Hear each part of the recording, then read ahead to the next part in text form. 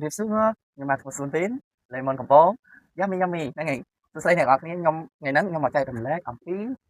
sleep khe tí đây, tụi nhom cái sừng tôm rồi mà đây là mấy chục bạn tụi, tôi đi thay phần test số ta sờ bài cho đến hôm nay là bao biết, nhom bài trăm ngày, này ngày, này ngọt ní đang ngắn, sleep khe ní nhom phải sờ bài cho thì sleep khe ẩm bông khi bỏng ớt này nhom phục vụ từ lưỡi ca thọt rút, bẩn tọt ra bẩn tọt ca sạch sẽ, nơi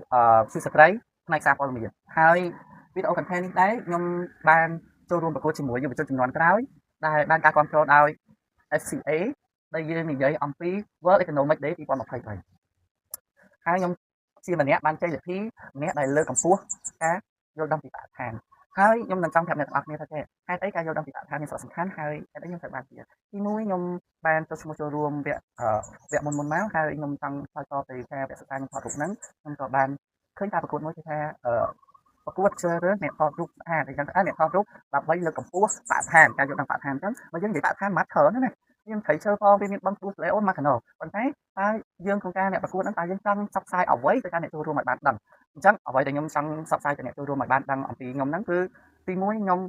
បានចុចយកចំណុចល្អរបស់ប្រទេសកម្ពុជាដែលបានរៀបចំឡើងរាល់ដងនៅមុខវាំងគឺគាត់តែងតែឃុំសម្រាមហើយក៏ដាក់សម្រាមសាមហើយនឹងស្ងួតសម្រាមសាមគឺជាសម្រាមទាំងឡាយណាដែលចេញពីផ្ទះបាយហើយកាកសំណល់ដែលអាចរលាយក្នុងដីបានដូចជាយើងញ៉ាំប៉មានស្នូលប៉ហើយអត់បោះចោលញ៉ាំពត្រាមានស្លឹកពត្រាយើងញ៉ាំអំពៅមានកាកអំពៅហើយហ្នឹងហើយទាំងអស់ហ្នឹងហើយវាជាហៅថាសម្រាមសាមដែលអាចវារលាយបានហ្នឹងជាប្រធានបទផ្នែកមួយដែលខ្ញុំធ្លាប់ដែរហើយទី2ខ្ញុំបានជាប់ចេញវិធីហ្នឹងទៅលើប្រធានបទដែរហ្នឹងនៅផ្នែកមួយទៀតសម្រាមស្ងួតហ្នឹងមូលហេតុអីយើងនិយាយពីសម្រាមស្ងួតដូចជាថង់ដបទឹកកំប៉ុងទឹកសយោតទឹកយើងមូលហេតុអីយើងនិយាយថាពីបែបហ្នឹងដោយសារអីមនុស្សម្នាក់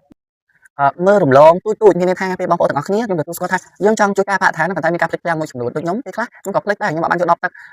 បរិស្ថានទៅជាប់ខ្លួនខ្ញុំក៏បានទៅទិញកង្វៅព្រោះមនុស្សខ្ញុំចូលចិត្តញ៉ាំកង្វៅហ្នឹងហើយក៏ទៅទិញកង្វៅទៅគេថងអ្នកមួយចំនួនគាត់ឃើញធំមានគាត់បោះចោលពប់ទាំងអស់ប៉ុន្តែបងប្អូនក៏លេចទៅមើលម្ដងទៀតគេដាក់សម្រាប់សាមហើយនឹងស្ងួតអញ្ចឹងបងប្អូនគ្រាន់តែកោះក្របកង្វៅនឹងចេញពេលបងប្អូនញ៉ាំកង្វៅអស់បងប្អូនចាក់តកកនឹងចេញកន្លោះវាបន្តិចមកអញ្ចឹងបងប្អូនអាចបោះចោលសយោដងផ្លាស្ទិកក្របផ្លាស្ទិកហើយសយោផ្លាស្ទិកនេះនៅក្នុងសម្រាប់ស្ងួតអានេះគេសម្រាប់ស្ងួតហើយអត់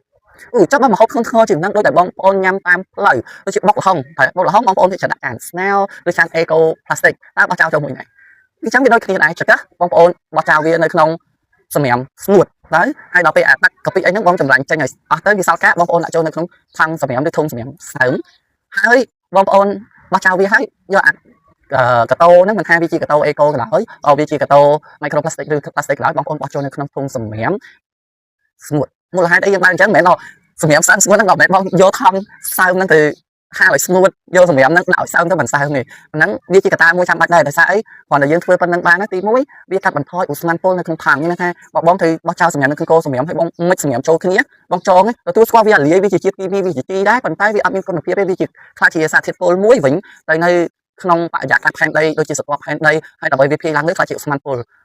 ទៀតហើយបើក្មេងៗប៉ះទៅវាខ្លះអាចជាសត្វល្អិតមេរោគផ្សេងដែលបំលែងពីអាសថាធាតុផ្សេងហ្នឹងមកច្រើនជាងគេអញ្ចឹងសំណពរទៅបងដែលលក់តាមផ្លូវឬមួយបងដែលអាចារ្យជីវកម្មគ្រប់ប្រភេទតូចធំលក់ខ្លួនឯងលក់អីក៏ដោយបើបងអាចយកចិត្តទុកដាក់ពីបានហើយហ្នឹងហើយចាប់ផ្ដើមពីថ្ងៃនេះទៅដោយសារខ្ញុំក៏ចាប់ផ្ដើមពីខ្លួនឯងខ្លះដែរមានថាខ្ញុំបានដៃចែកសម្រាប់សើមហើយនឹងស្ងួតឲ្យដាក់នៅក្នុងហ្នឹងហើយខ្ញុំជឿជាក់ថាក្រុមហ៊ុនសម្រាប់គាត់យកទៅធ្វើអីទៀតក៏បានហើយសម្រាប់ខ្ញុំដៃចែកសម្រាប់សើមនិងស្ងួតវាមានគុណសម្បត្តិដែរពេលខ្លះយើងអាចយកវាទៅបរិច្ចាគចែករំលែកទៅដល់បងប្អូនជនដែលមានជីវភាព